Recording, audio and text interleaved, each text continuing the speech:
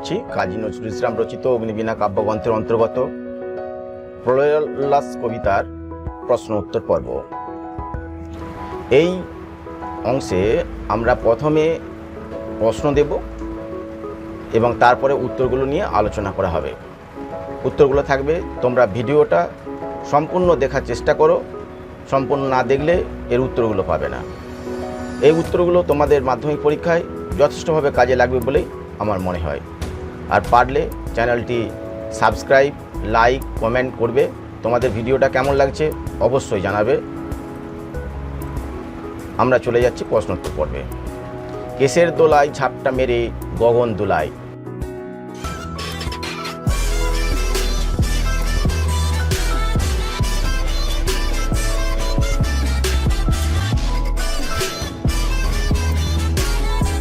বাতাস চামর, সাগর ঝামর। তোমরা মনে মনে উত্তরটা তৈরি করে রাখো, উত্তরগুলো পরে পেয়ে যাবে। বিশ্বপাতার বক্ষকোলে যা ঝোলে, ফুল, মুন্ডু, ফল, কৃপান। ত্রস্তা জটা যে বর্ণ, লাল, পিঙ্গল, নীলাভ, হরিদ্রা।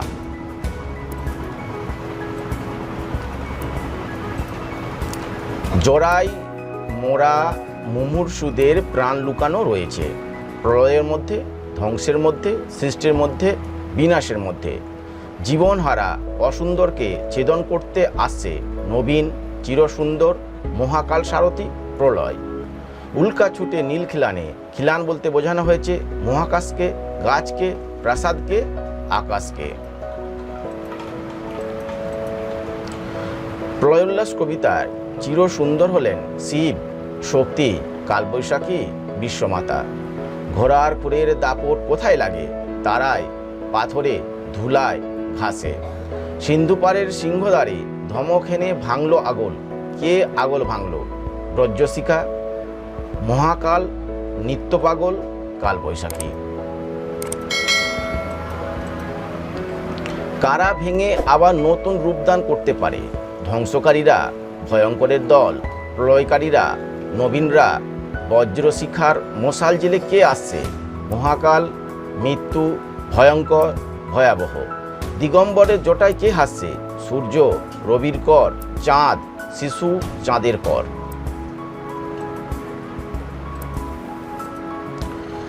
এবার ওই আসে সুন্দর। সুন্দর কি বেশে আসছে? নূতনের কেতন বেশে, চিরসুন্দর বেশে, কাল ভয়ঙ্করের বেশে, মৃত্যুর বেশে। প্রলয়োল্লাস কবিতাটি যে কাব্যগ্রন্থের অন্তর্ভুক্ত তা হল অগ্নিবীণা, সর্বহারা, ফণিমনসা, ঝড়। প্রলয়োল্লাস কবিতাটির প্রকাশকাল 1922, 1920, 1918, 1924। কবি নূতন কেতন বলতে বুঝিয়েছেন দ্বাদশ রবির বহ্নিজ্বালাকে, অট্টরোলের হট্টগোলকে, বিশ্বমায়ের আসনকে, কালবৈশাখী ঝড়কে। প্রলয়োল্লাস শব্দের অর্থ ধ্বংসের আনন্দ, রথ ঘর ঘর, ভয়ঙ্কর চক্রের চণ্ডরূপ, দিগন্তের কাঁদন। ঝামর শব্দের অর্থ হলো আলুথালু, কৃষ্ণবর্ণ, ঝাপটা, গভীর। কৃপান শব্দের অর্থ হলো কিপ্টে, তরবারি, ছোরা, ঢাল। ধূমকেতুকে জ্বালামুখী বলার কারণ ধূমকেতু পুচ্ছটি ধূম্র নির্মিত। ধূমকেতু আগুন উদ্গীরণ করে। ধূমকেতু সব কিছু পুড়িয়ে দেয়। ধূমকেতু নিজে পুড়ে যায়। সপ্তমহাসিন্ধু দোলে, কপল দোলে। কপল শব্দের অর্থ হলো কপাল, গাল, পায়রা, কর্পূর। মাভৈ মাভৈ ধ্বনির তাৎপর্য হলো ভয় না পেয়ে গিয়ে চলো। ভয়ের কথা ভেবো না, মাকে সর্বদা ভক্তি করো। উল্কা ছুটে নীলখিলানে, নীলখিলান বলতে বোঝানো হয়েছে মহাকাশকে, প্রাসাদকে, গাছপালাকে, আকাশকে। প্রলয়োল্লাস কবিতায় তোরা সব জয়ধ্বনি কর বাক্যটি মোট কতবার ব্যবহৃত হয়েছে? 15 বার, 17 বার, 19 বার, 21 বার। বধূদের যা তুলে ধরতে বলা হয়েছে তা হলো চাবুক, মশাল, প্রদীপ, কৃপান। অন্ধকারার বন্ধকূপে দেবতা বাধা যজ্ঞযূপে। এক্ষেত্রে দেবতা বলতে বুঝিয়েছেন মহাদেবকে, ভারতীয় বিপ্লবীকে, মহাদেশমাতাকে, দেশনায়ককে। প্রলয়োল্লাস কবিতার মূল উপজীব্য বিষয় হল বিপ্লববাদ, যুদ্ধ, দুর্ভিক্ষ, আসন্ন ঝড়।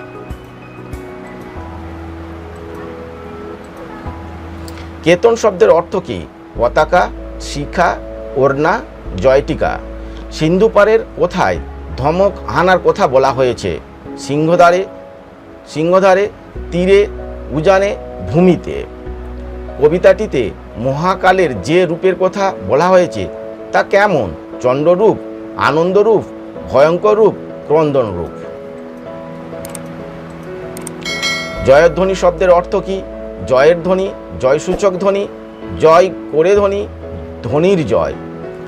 দিগন্তরের কাঁদন লুটায়, পিঙ্গল তার ত্রস্ত জটায়। পিঙ্গল শব্দের অর্থ কি? হলুদ বর্ণ রঙের আভাযুক্ত ঈষৎ রক্তবর্ণ, সাদা, রক্তবর্ণ, হলুদ। হ্রেস্যা শব্দের অর্থ হল অস্ত্রের ঝঞ্ঝনানি, হাতির ডাক, ঘোড়ার ডাক, কুকুরের ডাক।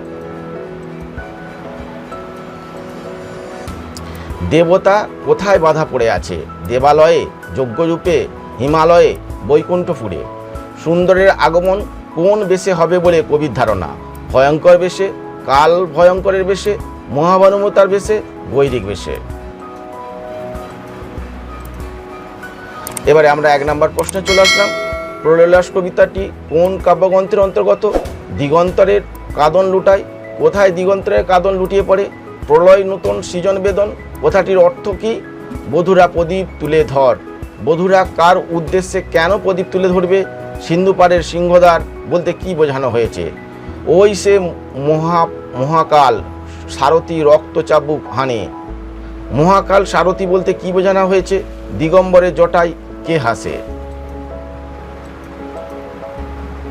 দেবতারা বাধা যজ্ঞযূপে। দেবতারা কোথাকার যজ্ঞযূপে বাধা আসছে এবার অনাগত প্রলয় নেশায় নিত্য পাগল। নিত্য পাগল কে? মৃত্যুগণ অন্ধকূপে। অন্ধকূপ কি? মহাকালের চন্দ্ররূপে। মহাকাল কে? ধূমকেতুকে কি আখ্যা দেওয়া হয়েছে? মাভৈ মাভৈ। মাভৈ কথাটির অর্থ কি? প্রলয় এবার ঘনিয়ে আসে। প্রলয় কোথায় ঘনিয়ে আসে? বিশ্বপাতার বক্ষ কোলে। বিশ্বপাতাকে তার বক্ষ কোলে কি হয়? আমরা এবারে উত্তরপত্র নিয়ে চলে আসব। কেশের দোলায় ঝাপটা মেরে গগন দোলায় কে? উত্তরটা হচ্ছে ঝামর। বিশ্বপাতার বক্ষ কোলে যা ঝোলে। কৃপান, ত্রস্ত জটা যে বর্ণ। পিঙ্গল, জোড়ায় মোড়ায় মুমূর্ষুদের প্রাণ লুকানো রয়েছে। বিনাশের মধ্যে জীবনহারা অসুন্দরকে ছেদন করতে আসছে। নবীন, উল্কা ছুটে নীল খিলানে। নীল খিলান বলতে বোঝানো হয়েছে আকাশকে। প্রলয়লাস কবিতার চিরসুন্দর হলেন শিব। ঘোড়ার খুরের দাপট কোথায় লাগে? তারায়। সিন্ধু পারের সিংহদ্বারে ধমক হেনে আগল ভাঙল আগল। কে আগল ভাঙল? নিত্য পাগল। কারা ভেঙে আবার নতুনের রূপদান করতে পারে? নবীনরা। বজ্রশিখার মশাল জেলে কে আসছেন? ভয়ঙ্কর। দিগম্বরের জটায় কে হাসছেন? শিশু চাঁদের কর।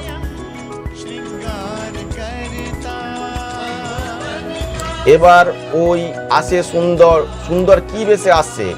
কাল ভয়ঙ্করের বেশে। প্রলয়লাস কবিতায় যে কাব্যগ্রন্থের অন্তর্ভুক্ত তা হল অগ্নিবীণা। প্রলয়লাস কবিতাটির প্রকাশকাল 1922। কবি নূতন কেতন বলতে বুঝিয়েছেন কালবৈশাখী ঝড়কে।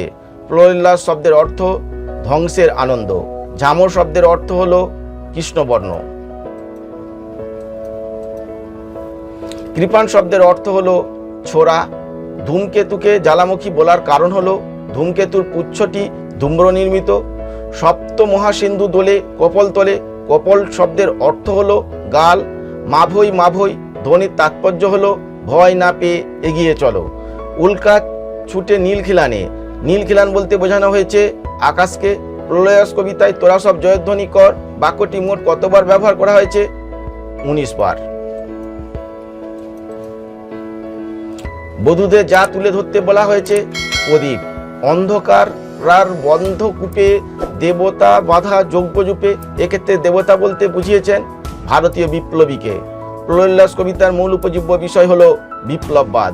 কেতন শব্দের অর্থ কি? পতাকা। সিন্ধু পারের কোথায় ধমখানার কথা বলা হয়েছে? সিংহদ্বারে। কবিতাটিতে মহাকালের যে রূপের কথা বলা হয়েছে তা কেমন চণ্ডরূপ। জয়ধ্বনি শব্দের অর্থ কি? জয় সূচক ধ্বনি। দিগন্তরের কাঁদন লুটায়, পিঙ্গল তার ত্রস্ত জোটায়। পিঙ্গল শব্দের অর্থ কি?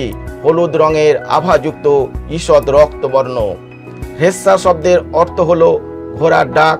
দেবতা কোথায় বাঁধা পড়ে আছে? উত্তর, যজ্ঞযূপে। সুন্দরের আগমন কোন বেশে হবে বলে কবির ধারণা? কাল ভয়ঙ্করের বেশে। 1 নম্বর প্রশ্নের উত্তরে চলে আসবো। তোমরা তোমাদের কেমন লাগছে তা অবশ্যই জানাবে, আর চ্যানেলটিকে সাবস্ক্রাইব, কমেন্ট, লাইক, শেয়ার অবশ্যভাবেই করবে। প্রলয়লাস কবিতাটি কোন কাব্যগ্রন্থের অন্তর্গত? কাজী নজরুল ইসলামের প্রলয়লাস কবিতাটি অগ্নিবীণা কাব্যগ্রন্থের অন্তর্গত। দিগন্তরের কাঁদন লুটায়, কোথায় দিগন্তরের কাঁদন লুটিয়ে পড়ে? দেশপ্রেমিক কবি কাজী নজরুল ইসলামের প্রলয়োল্লাস কবিতায় কল্পনা করা রুদ্রদেবের আগুন রাঙা জটা জল্পে দিগন্তরের কাঁদন লুটিয়ে পড়ে। প্রলয় নতুন সৃজন বেদন কথাটির অর্থ কি?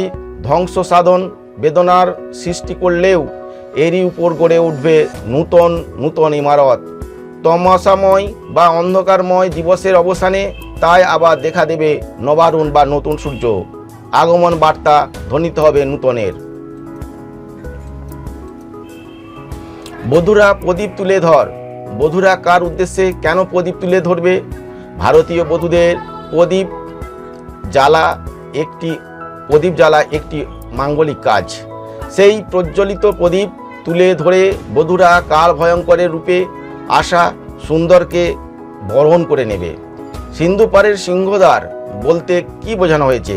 সিন্ধু পারের সিংহদ্বার বলতে কবি কাজী নজরুল ইসলাম একদিকে যেমন ইংরেজ শাসকের রাজতন্ত্রকে বুঝিয়েছেন, তেমনি অন্যদিকে যেখানে ভারতীয় বিপ্লবীরা দ্বীপান্তরিত হয়েছিলেন সেই আন্দামান স্থানটিকেও বুঝিয়েছেন। ওই সে মহাকাল সারথি রক্ত তরি চাবুখানে। মহাকাল সারথি বলতে কি বোঝানো হয়েছে? কবি মহাকাল সারথি বলতে তরুণ বিপ্লবীদের কথা বলেছেন। বিপ্লবীরা মহাকালের মতো রুদ্র রূপ ধারণ করে পরাধীন ভারতকে স্বাধীন করে তুলবে।